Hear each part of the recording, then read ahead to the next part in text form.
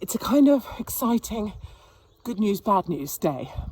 The bad news is that Ursula von der Leyen has just come out in the EU, the video's on my Instagram, and said they're going to start a digital passport system, not just for the vaccine, but for your whole life. It's phase one of a social credit system like they have in China, where as an individual you will be judged and accorded points or deducted them depending on your behaviour. And good behaviour is doing what the state says you're going to do.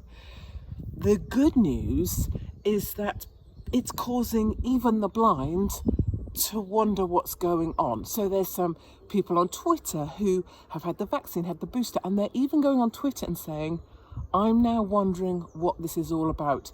Is this a precursor to a social credit system?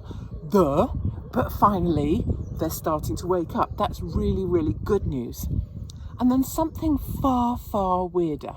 I've also posted a video of a bullet train, and the announcer says if you don't pick up your litter or you smoke in the bathrooms, you will have points deducted from your social credit system. You will be penalised. And a lot of people are saying, well, that sounds jolly reasonable. Katie, I don't know why you anti-vaxxer, you conspiracy theorist, why you get your knickers in such a twist about that. That's just good behaviour. And I ask you, those people who think a social credit system would reward good behaviour, what happens when the behaviour that the state wants isn't something you want? So what if it's hand over your car? That's coming in the UK. We won't own cars within 5 years. Hand over your cars if you want your social credit system not to be penalised. Hand over your property, or we will deduct your social credit points. Hand over your wealth, or we will deduct. What happens when the behaviour the state wants isn't what you want? Will you be so happy for this system then? But I'm going to end on the good news note, which is that more and more people are pricking their ears up.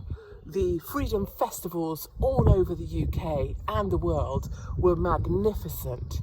And finally, people are starting to see that the only way we're going to stop a social credit system in Western Europe is by taking to the streets. So, as ever, I remain endlessly optimistic and positive for our side. And if you were on the other side before, come join us. We welcome one, we welcome all, and ours is simply the side that wants the very best for each other, and that can never be wrong.